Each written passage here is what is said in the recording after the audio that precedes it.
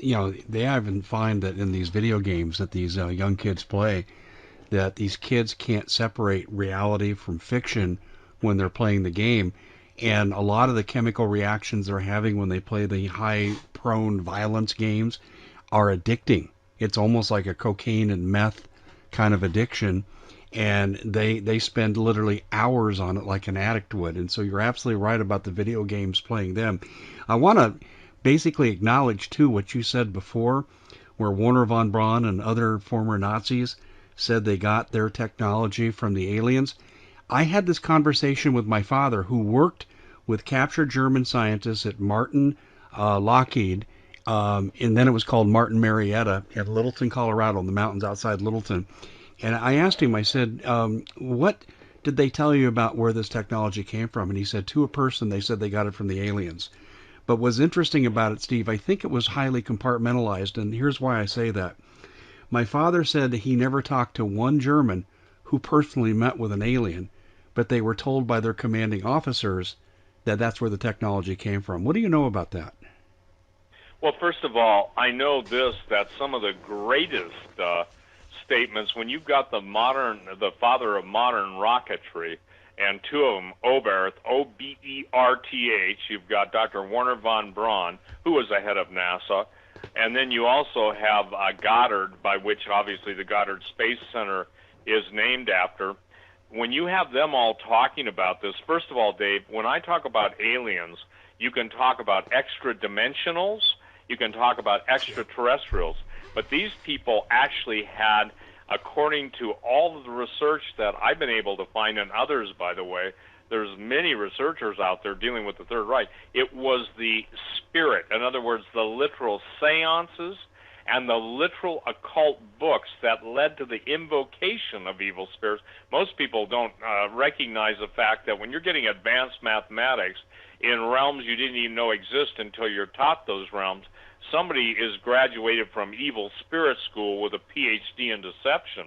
And so the idea is that there were two sources.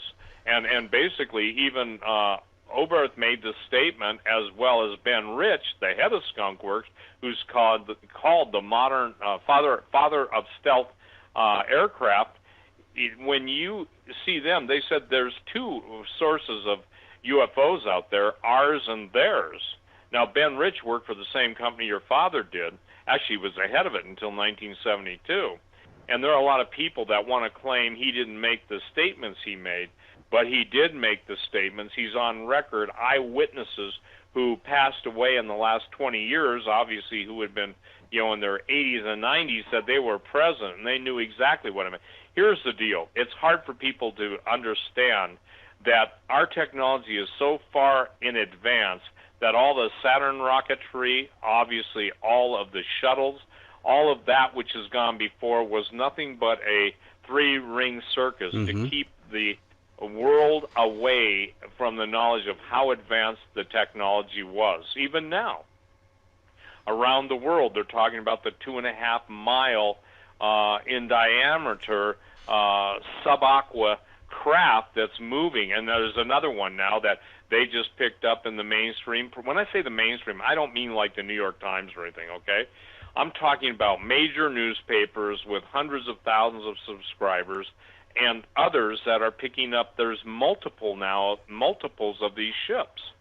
So, I always get a fascinating chuckle by basically people that deny everything, yet these people are in the gamers world. And I believe this, that when we look back on the inception of video games were probably one of the greatest experiments in mind control in order to separate people into a virtual world and keep them out of the actual world where they'd ever see what the real world is like.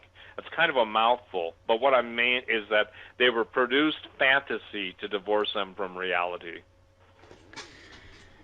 You just said a mouthful right there, because I think what we're looking at is the programming of almost the entire young males in this country. Oh, absolutely. And what have we produced in that way? you know what I've called, some people, I won't use it on your show, but the P word, I call them the meow men, okay? And contrast the Meow Mix commercial, meow, meow, meow, meow, to the Battle Hymn of the Republic. If you notice even now how decadent men's fashions are becoming, they're dressing the men up like androgynous castrata.